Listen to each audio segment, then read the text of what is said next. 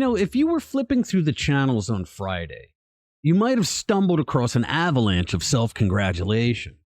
Our friends on the left were singing praises of the September jobs report, boasting about how Bidenomics is the miracle pill for the middle class. But the reality of the report, compared to how Biden described it, makes you wonder if instead of being president, should he be put out in the sun and watered 3 times a day? The jobs report findings are exactly the opposite of good news. Let's get into it. Hey guys, welcome back to the channel. So the president offered his, let's say, very distinct views on this supposedly glowing report on Friday. But honestly, it's like he's reading a different book than the rest of us. Or perhaps he's just looking at the pictures. Remember, it's the same administration where these job report numbers, for some mysterious reason, always need to be adjusted later on to reflect reality. And let me tell you, reality's not looking too peachy for Biden and his crew right now. The internet was ablaze with people scratching their heads trying to make heads or tails of this data. On Twitter, Frog Capital tweeted, "So it's confusing as hell when you get such large disparities. But I think the data kind of tells the story. More people left the labor force than entered it.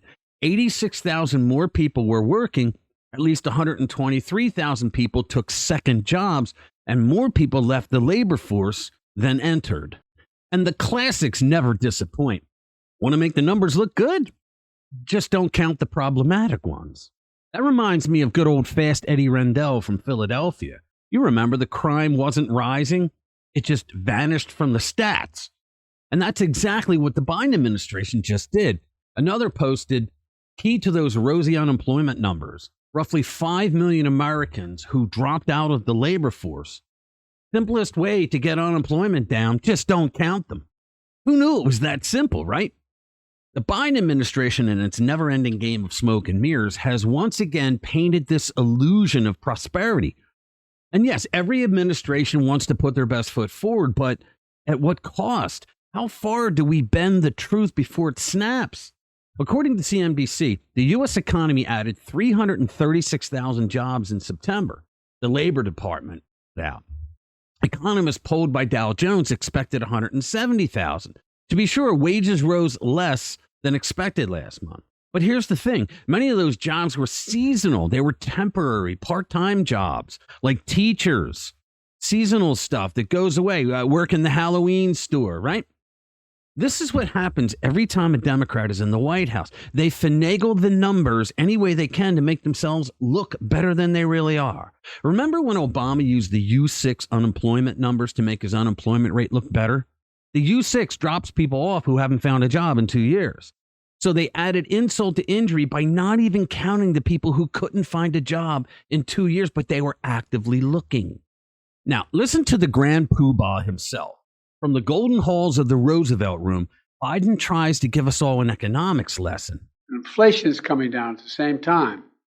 It's down 60% since last summer.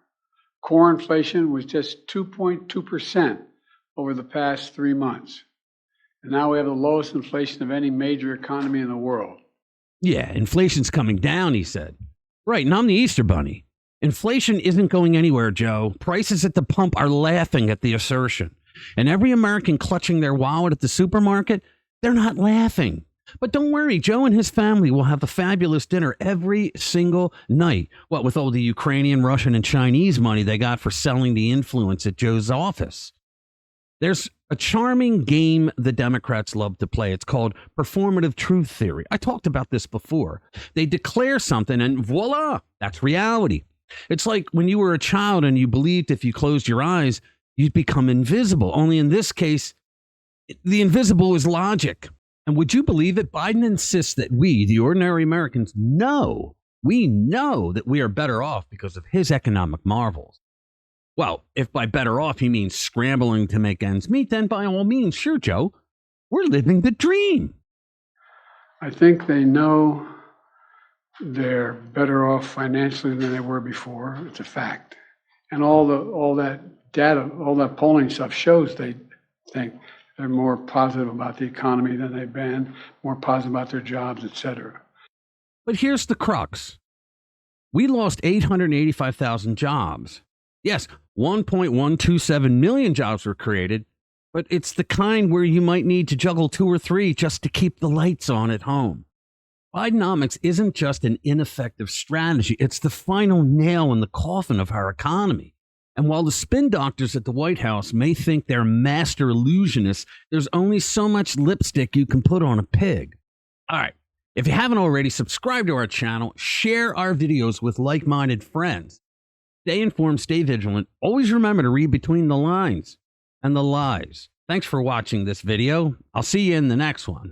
Little by little, piece by piece, I take back what's been stolen from me.